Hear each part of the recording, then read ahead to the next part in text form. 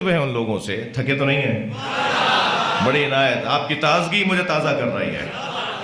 مجھے تعجب ہے ان لوگوں پر کہ جو یہ کہتے ہیں کہ علی دنیا میں چوتھے نمبر پر ہیں، مگر وہی کہتے ہیں آخرت میں پہلے نمبر پر ہیں۔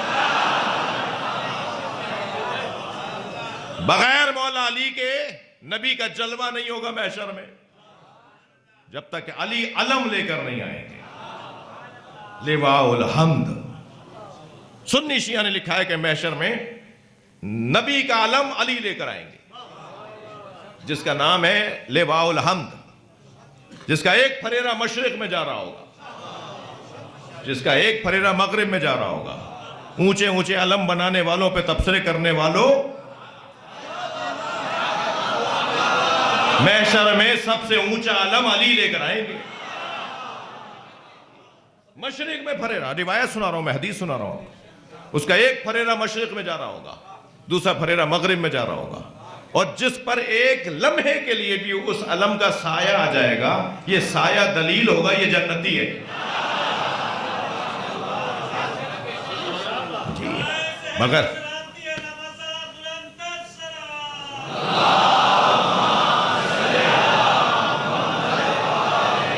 بغیر مولا علی کے تو نبی حوض کوثر پہ کسی کو جام ہی نہیں پلائیں گے۔ علی مولا کے نام پہ تو جنت کا افتتاح ہوگا۔ جی علی مولا کے نام پر جنت کا افتتاح ہوگا۔ حدیث سنا دوں؟ سب بسم اللہ نہیں کہہ رہے۔ ان لباب الجنہ حلقۃ من یاقوتۃ حمراء، جنت پر سرخ رنگ کے یاقوت کی کنڈی لٹکی ہے، علی صفاح الذہب، جو سونے کی تختی پہ جا کے لگتی ہے۔ تھک گیا؟ جنت کے دروازے پر سرخ رنگ کے یاقوت کی کنڈی لٹکی ہے، جو سونے کے دروازے پہ جا کے سونے کی تختی پہ جا کے لگتی ہے۔ اذا دقت الحلقہ تنت وقالت یا علی یا علی یا علی۔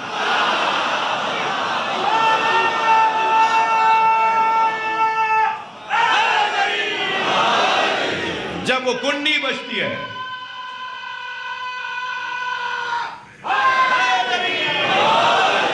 تو اس کے بجنے کی آواز جو بنتی ہے وہ یا علی کی بنتی ہے۔ جنت کے 8 دروازے ہیں، 8 دروازے دوزخ کے ساتھ ہیں۔ اللہ دوزخ میں کم بھیجنا چاہتا ہے۔ اچھا یہ دوزخ بھی علی کے دشمنوں نے ہی بنوائی ہے، اللہ تو بھیجنا ہی نہیں چاہتا بھائی۔ لو اجتمع الناس علی حب علی ابن ابی طالب، حدیث سنا رہا ہوں، اگر لوگ علی کی محبت پر جمع ہو جاتے لما خلقت النار، تو میں اللہ دوزخ ہی نہ بناتا۔ تو اللہ تو دوزخ میں بھیجنا ہی نہیں چاہتا، یہ خود سے جانا چاہتے ہیں۔ جنت کے 8 دروازے، 8 دروازوں پہ لکھا ہوا لا الہ الا اللہ محمد الرسول اللہ علی ولی اللہ۔ علامہ الجوینی کی کتاب فرائض الصمدین، سنی عالم دین نے لکھا ہوا ہے اس حدیث کو۔ جنت میں تھک تو نہیں گئے؟ جنت میں جب تیز ہوا چلتی ہے، ہمارے یہاں جب تیز ہوا چلتی ہے، شاعر حضرات تشریف فرما ہوں گے جی، تو وہ نظم کرتے ہیں صدائے سرسر۔ تیز ہوا کو کیا لکھتے ہیں شاعر؟ صدائے سرسر، سرسر کی آواز، ٹھیک ہے۔ جنت میں جب تیز ہوا چلتی ہے تو صدائے سرسر نہیں بنتی، علی علی علی علی۔ حدیث سنا رہا ہوں میں آپ کو، حدیثیں سنا رہا ہوں، یہ کوئی خطابت نہیں کر رہا، مجلس تو مجھے پڑھنی نہیں آتی، واقعی مجلس کہاں مجھے پڑھنے آتی ہے، آگے ہوں آپ کے پاس۔ جنت میں جب تیز ہوا چلتی ہے تو اس کی جو آواز بنتی ہے سب کے کانوں میں آئے گی، علی علی علی۔ اللہ نے جنت کو مخملی پردوں سے سجایا ہوا ہے، اور مخملی پردوں پر اللہ نے جو نگار لکھے ہوئے ہیں نا، یہ جن بزرگوں نے یہ امام بارگاہ بنایا جو دنیا سے چلے گئے، ان کی مغفرت کے لیے صلوات۔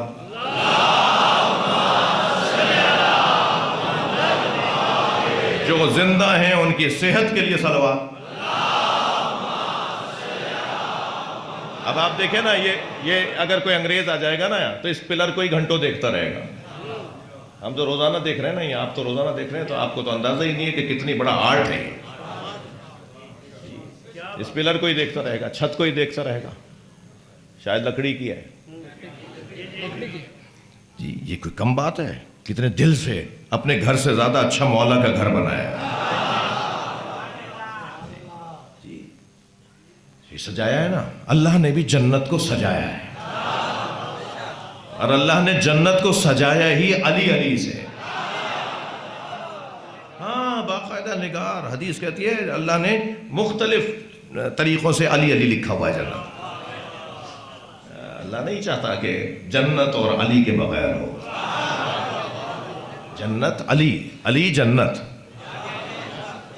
اس لیے جتنا مزہ ہمیں امام بارگاہ میں آتا ہے. یہاں پہلو بدلنے کی جگہ نہیں ہے نا. بعض جگہ میں نے اور قریب بلا کر اور ذرا تنگ بٹھا دیا.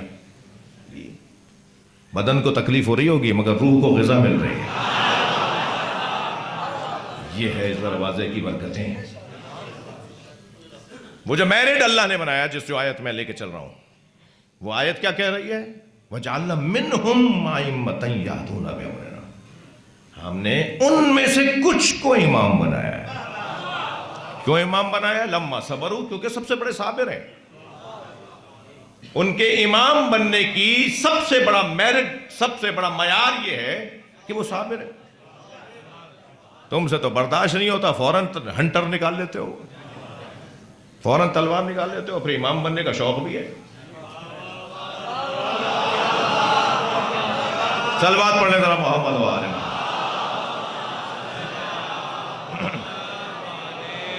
توجہ ہے بغلط کی.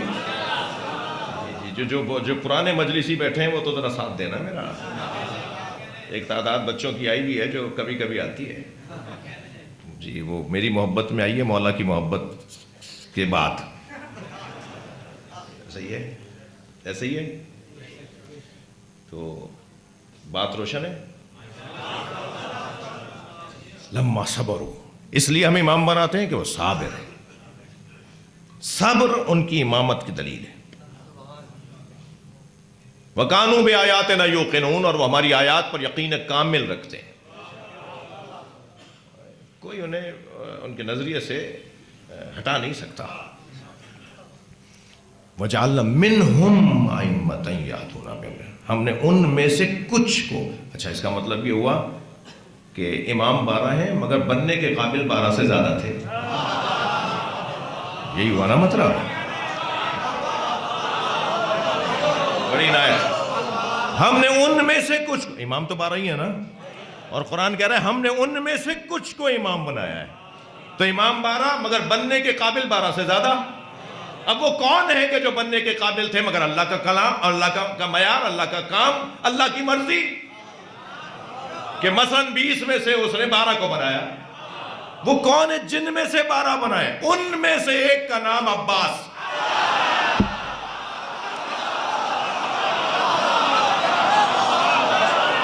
لہذا استاد قمر جلالوی, شاعر حضرات آگاہ ہیں اور میری قوم آگاہ ہے استاد قمر جلالوی سے. استاد قمر جلالوی بڑا سہل ممتنع کا شاعر. استاد قمر جلالوی کے مصرے مجھے یاد آ رہے ہیں. وہ کہتے ہیں کہ مرحب کا قتل بھی کوئی خیبر میں قتل تھا. اب دیکھیں زبان, دیکھیں زبان, کتنی سادہ بات, کتنی مشکل بات کتنی سادگی میں کہی ہے. کہتے ہیں مرحب کا قتل بھی کوئی خیبر میں قتل تھا, پھینکا تھا ذوالفقار کا صدقہ ہوگا.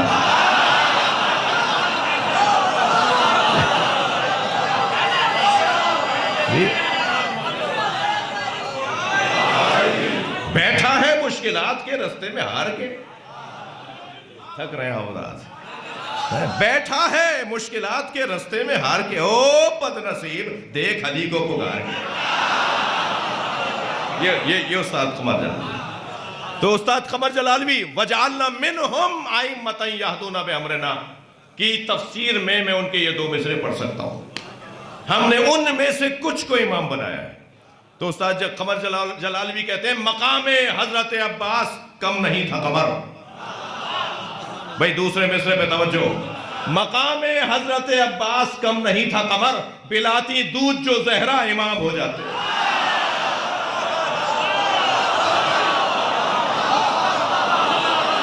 صلوات پڑھ لیں محمد و آل محمد.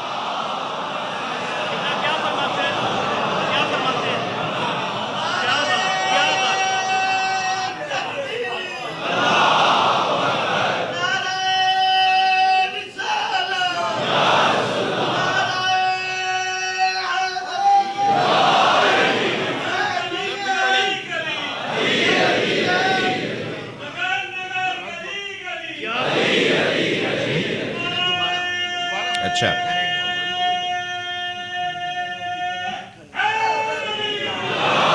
مقام حضرت عباس کم نہیں تھا قمر، پلاتی دودھ جو زہرا امام ہو جاتا.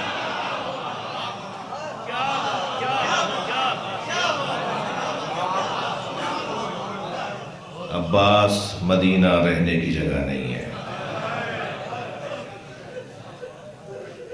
محملیں تیار کرو.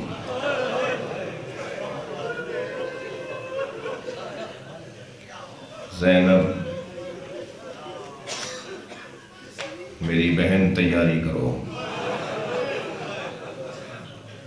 حسین مدینہ چھوڑ رہا ہے.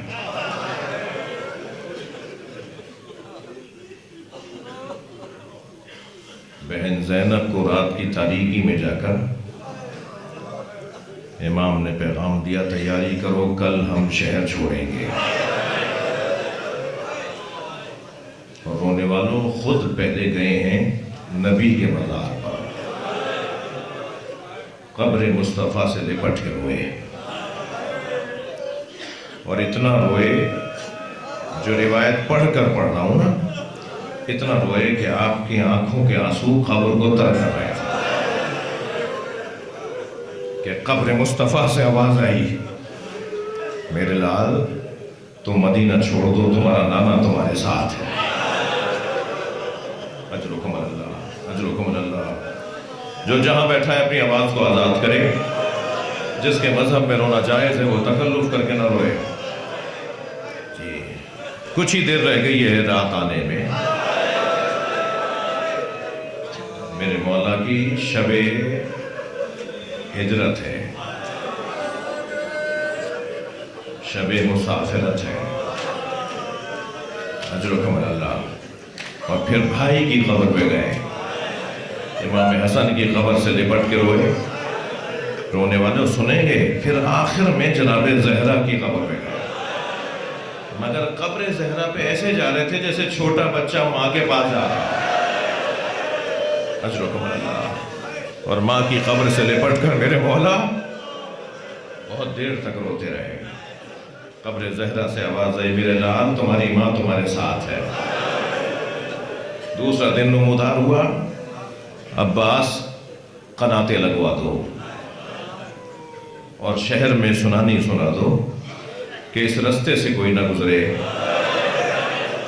اجرکم اللہ. اس لیے کہ حسین کی بہنیں باہر آ رہی ہیں. اجرکم اللہ، اجرکم اللہ، اجرکم اللہ. حق ہے ایسے رونے کا، حق ہے ایسے رونے کا. آپ جب ایسے روتے ہیں نا تو امام جعفر صادق دعا دیتے ہیں یا اللہ یہ ہمارے عمل کو زندہ کرنا ہے. اور خواتین بھی مجلس میں ہیں نا، میں ان بیویوں سے کہوں گا ذرا احتیاط رہے کسی کو دھکا نہ لگ جائے. اس لیے کہ ہو سکتا ہے ایک ماں آئی ہوئی ہو اور اس کے ساتھ 4 سالہ پوتی بھی آئی ہوئی ہو، اور وہ آپ کو ایسے روتے ہوئے دیکھ کر دادی سے کہہ رہی ہو دادی یہ لوگ ایسے کیوں رو رہے ہیں. اور پھر دادی کہے گی سکینہ یہ تمہارے بابا کو رو رہے ہیں. تو وہ ٹھنڈی سانس لے کے کہے گی کاش یہ کربلا میں ہوتے میرا بابا یوں نہ مارا جاتا. اجرکم اللہ، اجرکم اللہ. قناتیں لگائی گئی. ایک ایک ہماری